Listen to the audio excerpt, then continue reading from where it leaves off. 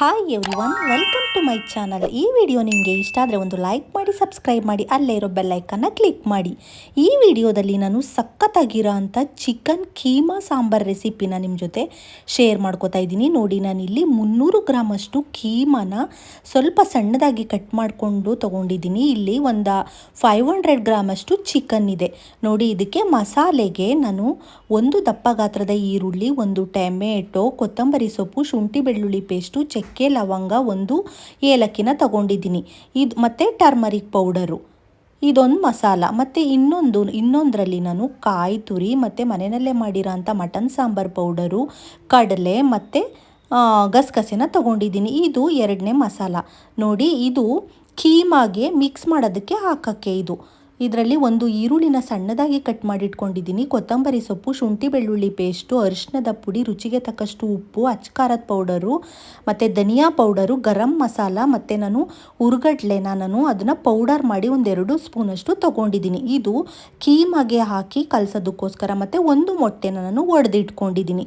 ನೋಡಿ, ಇಷ್ಟು ಇಂಗ್ರೀಡಿಯೆಂಟ್ಸು ನಮ್ಮ ಕೀಮಾ ಸಾಂಬಾರಿಗೆ ಬೇಕಾಗಿರೋಂಥದ್ದು. ನೋಡಿ, ಇಲ್ಲಿ ನಾನು ಮೊದಲನೇ ಮಸಾಲನ ರುಬ್ಕೋತಾ ಇದ್ದೀನಿ. ಶುಂಠಿ ಬೆಳ್ಳುಳ್ಳಿ ಪೇಸ್ಟ್ ಮತ್ತು ಈರುಳ್ಳಿ, ಚಕ್ಕೆ ಲವಂಗ, ಏಲಕ್ಕಿ ಮತ್ತು ಕೊತ್ತಂಬರಿ ಸೊಪ್ಪು, ಸ್ವಲ್ಪ ಅರಿಶಿಣದ ಪುಡಿ ಹಾಕ್ಕೊಂಡು, ಇದು ಅರಿಶಿಣ ಈರುಳ್ಳಿ ಮಸಾಲ ಅಂತ ಇದನ್ನು ರುಬ್ಕೋಬೇಕು. ನೋಡಿ, ಎಲ್ಲರೂ ಮಟನಲ್ಲಿ ಕೀಮಾ ಸಾಂಬಾರನ್ನ ಮಾಡ್ತಾರೆ, ಬಟ್ ಇದು ಕೀಮಾ ಸಾಂಬಾರು ತುಂಬಾ ಟೇಸ್ಟಿಯಾಗಿರುತ್ತೆ. ನಿಮಗೆ ಗೊತ್ತೇ ಆಗಲ್ಲ ಚಿಕನ್ನಿಂದ ಮಾಡಿದ್ದೀವಿ ಅಂತ, ಅಷ್ಟು ಚೆನ್ನಾಗಿರುತ್ತೆ. ನೋಡಿ, ಈಗ ಅರಿಶಿಣ ಈರುಳ್ಳಿ ಮಸಾಲ ರೆಡಿ ಆಯಿತು. ಅದನ್ನು ರುಬ್ಬಿ ಸೈಡಿಗೆ ಇಟ್ಕೊಂಡು, ಎರಡನೇ ಮಸಾಲ ಒಂದು ಟೊಮೆಟೊನ ಹಾಕ್ಕೊಂಡು, ಹಸಿ ಕಾಯಿ ತುರಿ ಮತ್ತು ಕಡಲೆ, ಗಸಗಸೆ ಮತ್ತು ಮಟನ್ ಸಾಂಬಾರ್ ಪೌಡರ್ನು ತಗೊಂಡು ಅದನ್ನು ರುಬ್ಬಿ ಇನ್ನೊಂದು ಮಸಾಲನ ರೆಡಿ ಮಾಡಿ ಇಟ್ಕೊಳ್ಳಿ. ನೋಡಿ, ಈಗ ಮಾಡೋ ವಿಧಾನ ನೋಡೋಣ ಬನ್ನಿ. ಕುಕ್ಕರ್ನ ಇಟ್ಕೊಂಡು 1-2 ಟೇಬಲ್ ಸ್ಪೂನಷ್ಟು ಎಣ್ಣೆನ ಹಾಕಿ, ಒಂದು ಸ್ವಲ್ಪ ಈರುಳ್ಳಿ ಒಗ್ಗರಣೆಗೆ ಹಾಕಿ, ನಾವು ಮೊದಲು ತೊಗೊಂಡಿದ್ವಿ ನೋಡಿ ಅರ್ಧ kg ಚಿಕನ್ನ ನೀಟಾಗಿ ಹಾಕಿ ಅದು ಹಸಿ ವಾಸನೆ ಹೋಗೋವರೆಗೂ ಹುರಿದು ಅಲ್ಲಿಗೆ ನೀವು ಉಪ್ಪನ್ನ ಸೇರಿಸ್ಕೋಬೇಕು. ಯಾವಾಗಲೂ ಚಿಕನ್ಗೆ ಅದು ನೀಟಾಗಿ ಹಿಡೀಲಿ, ಒಗ್ಗರಣೆಗೆ ನೀವು ಉಪ್ಪನ್ನ ಸೇರಿಸ್ಕೋಬೇಕು. ನೋಡಿ, ಇವಾಗ ಅದನ್ನು ಸ್ವಲ್ಪ ಹೊತ್ತು ನೀಟಾಗಿ ಫ್ರೈ ಮಾಡಿ, ಅದರಲ್ಲಿರೋ ಎಣ್ಣೆ ಎಲ್ಲ ಬಿಟ್ಟು ಅದೆಲ್ಲ ಸುಂಡವರೆಗೂ ನೀವು ಅದನ್ನು ಫ್ರೈ. ನೋಡಿ, ನೀಟಾಗಿ ಚಿಕನ್ನು ಅದು ಹುರಿದ ನಂತರ ನಾವು ಅರಿಶಿಣ ಈರುಳ್ಳಿ ಮಸಾಲ ಹಾಕ್ಕೊಂಡಿದ್ವಲ್ಲ, ನೋಡಿ ರುಬ್ಕೊಂಡಿದ್ವಲ್ಲ, ಅದನ್ನು ಹಾಕಿ ಒಂದು 5 ಮಿನಿಟ್ಸು ಅದನ್ನು ನೀಟಾಗಿ ನೀವು ಫ್ರೈ ಮಾಡ್ಕೋಬೇಕು. ಆ ಮಸಾಲೆ ಎಲ್ಲ ಹಸಿ ವಾಸನೆ ಹೋಗೋವರೆಗೂ ಅದು ನೀಟಾಗಿ ಚಿಕನ್ನೆಲ್ಲ ಅದರಲ್ಲೇ ಒಂದು 50% ಬೇಯಬೇಕು. ನಂತರ ನಾವು ಕಾಯಿ ಮತ್ತು ಕಡಲೆ, ಗಸಗಸೆ, ಟೊಮೆಟೊ ಹಣ್ಣು ಅದೆಲ್ಲ ಹಾಕಿ ರುಬ್ಕೊಂಡಿದ್ದು ನೋಡಿ ಎರಡನೇ ಮಸಾಲ, ಅದನ್ನು ಹಾಕಿ ಅದು ಸ್ವಲ್ಪ ಒಂದು 5 ಮಿನಿಟ್ಸು ಅದು ನೀಟಾಗಿ ಅದು ಕಲ್ಲರು ಚೇಂಜ್ ಆಗಬೇಕು ಖಾರದ್ದು, ಅಲ್ಲಿವರೆಗೂ ನೀವು ಅದನ್ನು ಒಂದು ಕುಕ್ಕರ್ ಲಿಡ್ನ ಹಾಗೇ ಮುಚ್ಚಿ ನೀವು ಒಂದು 5 ಮಿನಿಟ್ಸ್ ಬಿಟ್ಬಿಡಿ. ಆಗ ಅದು ಕಲ್ಲರು ಚೇಂಜ್ ಆಗಿ ನಿಮಗೆ ಗೊತ್ತಾಗುತ್ತೆ. ನೋಡಿ, ಇವಾಗ ಅದು ನೀಟಾಗಿ ಫ್ರೈ ಆಗಿದೆ. ಇವಾಗ ನೀವೇನು ಮಾಡಿ, ಕನ್ಸಿಸ್ಟೆನ್ಸಿ ನೋಡಿಕೊಂಡು ನೀವು ಸಾಂಬಾರಿಗೆ ಎಷ್ಟು ಬೇಕು, ತೆಳುವಾಗಿ ಬೇಕಾ ಗಟ್ಟಿಯಾಗಿ ಬೇಕಾ ಅಂತ ನೀವು ಆ ಜಾರ್ನಲ್ಲಿರೋ ಮಸಾಲೆನೆಲ್ಲ ತೊಳ್ಕೊಂಡು ನೀಟಾಗಿ ಕನ್ಸಿಸ್ಟೆನ್ಸಿನ ಸೆಟ್ ಮಾಡ್ಕೊಳ್ಳಿ. ನೋಡಿ, ನಾನಿಲ್ಲಿ ಬಿಸಿ ನೀರನ್ನೇ ಹಾಕ್ಕೊಂಡು ಸೆಟ್ ಮಾಡ್ಕೊತಾ ಇದ್ದೀನಿ. ಈ ಟೈಮಲ್ಲಿ ನೀವು ಉಪ್ಪು, ಹುಳಿ, ಖಾರ ಅದನ್ನೆಲ್ಲ ನೋಡಿಕೊಂಡು ಉಪ್ಪು ಬೇಕಾದರೆ ಸೇರಿಸ್ಕೊಳ್ಳಿ. ನೋಡಿ, ಇದನ್ನು ಈ ಕಡೆ ಎಲ್ಲ ಕನ್ಸಿಸ್ಟೆನ್ಸಿ ನೋಡಿ ಮಿಕ್ಸ್ ಮಾಡಿ ಅದನ್ನು ಆ ಸೈಡ್ ಇಟ್ಟು, ಈ ಕಡೆ ನಾವು ಕೈಮಾಗೆ ರೆಡಿ ಮಾಡ್ಕೊಳ್ಳೋಣ. ಕೈಮಾ ತೊಗೊಂಡಿದ್ವಿ ನೋಡಿ, ಅದನ್ನು ಸ್ವಲ್ಪ ಅದನ್ನು ಮಿಕ್ಸರ್ ಜಾರ್ಗೆ ಹಾಕಿ ಅದು ಸ್ವಲ್ಪ ತರ್ತರಿಯಾಗಿರುತ್ತೆ ನೋಡಿ ರುಬ್ಕೊಳ್ಳಿ.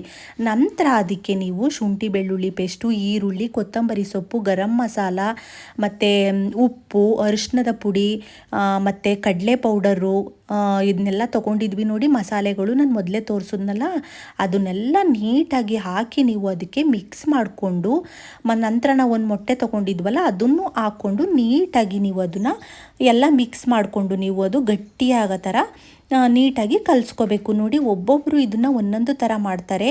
ಸಾಂಬಾರಿಗೆ ರುಬ್ಕೊಂಡಿರ್ತಾರೆ ನೋಡಿ ಮಸಾಲೆ, ಅದನ್ನೇ ಹಾಕ್ಕೊಂಡು ಕೈಮಾಗೆ ಮಾಡ್ಕೋತಾರೆ. ಬಟ್ ನಮಗೆ ಆ ಥರ ಮಾಡಿದ್ರೆ ಇಷ್ಟ ಆಗಲ್ಲ. ಸಾಂಬಾರು ಬೇರೆ ಟೇಸ್ಟ್ ಇರಬೇಕು, ಕೀಮಾನೇ ಬೇರೆ ಟೇಸ್ಟ್ ಇರಬೇಕು.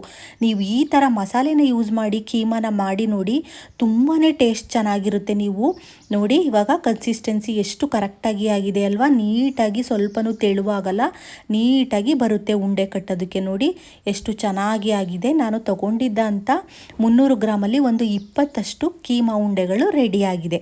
ಇವಾಗ ನೋಡಿ ಈ ಕಡೆ ಸಾಂಬಾರು ಕುದೀತಿದೆ. ನಾನು ಕನ್ಸಿಸ್ಟೆನ್ಸಿ ಎಲ್ಲ ಕರೆಕ್ಟಾಗಿ ಸೆಟ್ ಮಾಡ್ಕೊಂಡಿದ್ದೀನಿ, ಉಪ್ಪು ಖಾರ ಎಲ್ಲ ನೋಡಿಕೊಂಡು.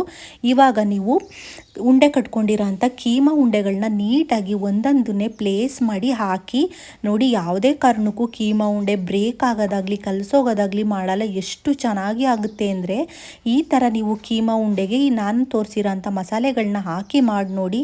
ನೀವೇ ಅನ್ಕೋತೀರ ನೆಕ್ಸ್ಟ್ ಇದೇ ಥರ ಮಾಡಬೇಕು ಅಂತ. ಅಷ್ಟು ಟೇಸ್ಟಿಯಾಗಿ ಬರುತ್ತೆ ನೋಡಿ. ಎಲ್ಲನೂ ಹಾಕಿ ನೀವು ಯಾವುದೇ ಕಾರಣಕ್ಕೂ ಸೌಟು ಅಥವಾ ಯಾವುದರಿಂದ ನೀವು ಅದನ್ನು ಕದ್ರಕ್ಕೆ ಹೋಗಬಾರ್ದು.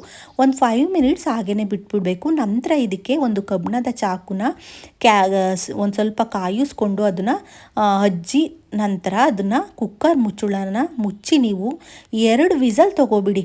ನೀವು ಓಪನ್ ಪ್ಯಾನಲ್ಲಿ ಮಾಡಿಕೊಂಡ್ರೆ ಹಾಗೇ ಕೂಡ ಬೇಯಿಸ್ಕೋಬೋದು. ಬಟ್ ಇದನ್ನು ಕುಕ್ಕರ್ ಲಿಡ್ನ ಕ್ಲೋಸ್ ಮಾಡಿ ನೀವು 2 ವಿಸಲ್ ತೊಗೊಬಿಡಿ. ನೋಡಿ ಏನು ಸಖತ್ತಾಗಿ ಬಂದಿದೆ ಅಲ್ವಾ ಕೀಮಾ ಸಾಂಬಾರು. ನೋಡಿ ಕೀಮಾ ಒಂದೇ ಒಂದು ಸ್ವಲ್ಪನೂ ಬ್ರೇಕ್ ಆಗಿಲ್ಲ, ಅಷ್ಟು ಚೆನ್ನಾಗಿ ಬರುತ್ತೆ. ಒಂಥರ ರಬ್ಬರ್ ಥರ, ಬಟ್ ತಿನ್ನೋದಕ್ಕೆ ಮುರಿದ್ರೆ ಸಾಫ್ಟಾಗಿ ತುಂಬಾ ಟೇಸ್ಟಿಯಾಗಿ ಸಖತ್ತಾಗಿ ಬಂದಿರುತ್ತೆ. ನನ್ನ ಮಗನಿಗೆ ಈ ಥರ ಕೀಮಾ ಮಾಡಿದ್ರೆ ಇಷ್ಟ ಆಗುತ್ತೆ. ಅವನಿಗೆ ನಾವು ಸಾಂಬಾರಿಗೆ ರುಬ್ತೀವಿ ನೋಡಿ, ಅದೇ ಮಸಾಲೆಗಳನ್ನ ಹಾಕಿ ಮಾಡಿದ್ರೆ ಅವನಿಗೆ ಇಷ್ಟ ಆಗಲ್ಲ. ಅದಕ್ಕೆ ನಾನು ಯಾವಾಗಲೂ ಕೀಮಾಗೆ ಇದೇ ಥರ ಮಸಾಲೆಗಳನ್ನ ಯೂಸ್ ಮಾಡಿ ಮಾಡ್ತೀನಿ. ಅವನಿಗಂತೂ ತುಂಬಾ ಇಷ್ಟಪಟ್ಟು ತಿಂತಾರೆ. ನೋಡಿ ಏನು ಸಖತ್ತಾಗಿ ರೆಡಿ ಆಯ್ತಲ್ವ ನಮ್ಮ ಕೀಮಾ ಸಾಂಬಾರು. ನೋಡಿ ನಿಮಗೆ ಈ ವಿಡಿಯೋ ಇಷ್ಟ ಆದರೆ ಒಂದು ಲೈಕ್ ಮಾಡಿ, ಶೇರ್ ಮಾಡಿ, ಸಬ್ಸ್ಕ್ರೈಬ್ ಮಾಡಿ. ನಿಮ್ಮ ಪ್ರೋತ್ಸಾಹ ಸದಾ ನನ್ನ ಚಾನಲ್ ಮೇಲೆ ಹೀಗೆ ಇರಲಿ. ಮುಂದಿನ ವಿಡಿಯೋದಲ್ಲಿ ಸಿಗೋಣ. Thank you. Bye bye.